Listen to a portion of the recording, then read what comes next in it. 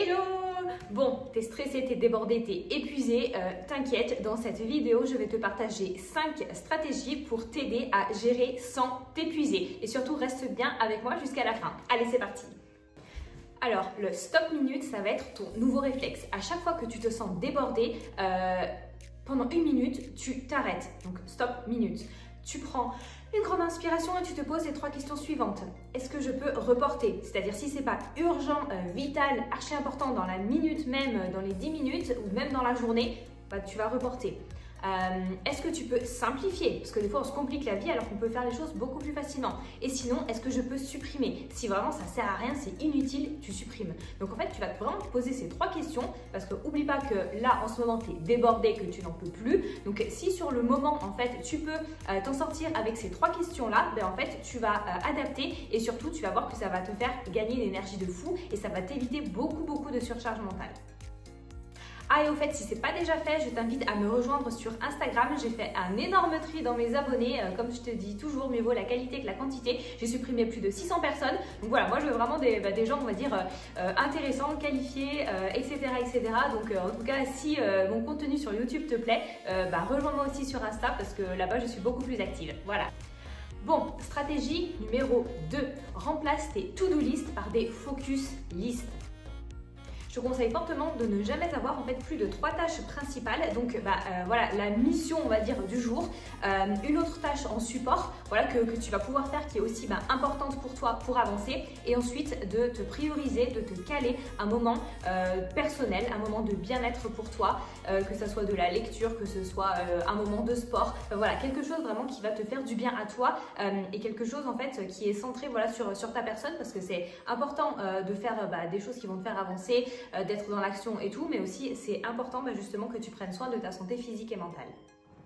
Donc en calant peu de choses, déjà tu vas pouvoir les faire dans la journée, et au lieu d'avoir une to-do list infinie, tu vas vraiment te retrouver avec une to-do list que tu vas pouvoir réaliser et surtout qui va être beaucoup plus claire et qui va t'apporter beaucoup plus de satisfaction et aussi de confiance en toi et de fierté.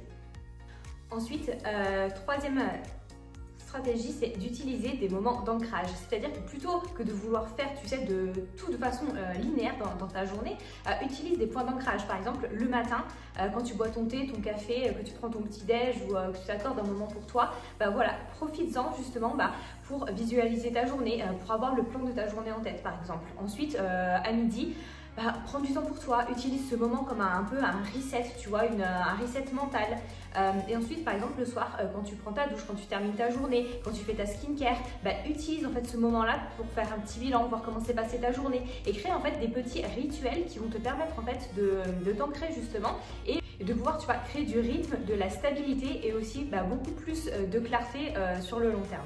Quatrième stratégie, c'est d'utiliser ton énergie avant ton temps. En fait, on dit toujours qu'il faut apprendre à gérer son temps, mais c'est mieux que tu apprennes aussi à gérer ton énergie. Donc, profite des moments où tu te sens la plus productive, où tu te sens la plus éveillée, où tu te sens la plus concentrée, pour faire voilà, ce qui est important, ce qui va te permettre d'avancer.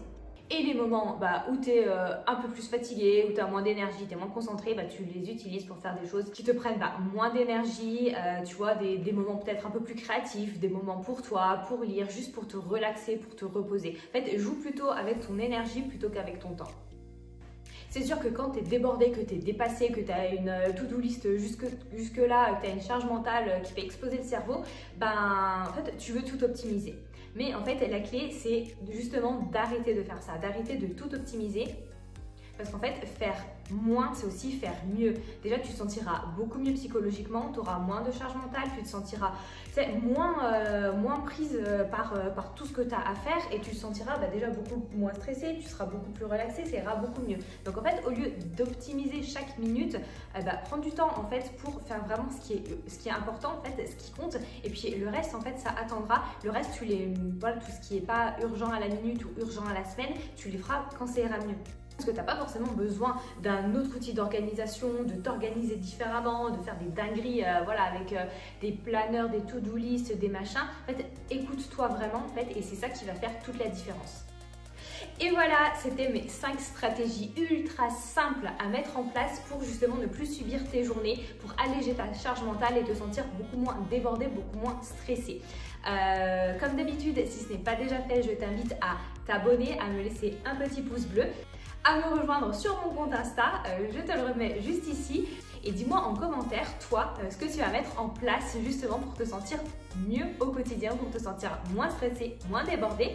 Et puis, comme d'hab, merci beaucoup d'avoir regardé cette vidéo et je te dis à lundi prochain. Ciao!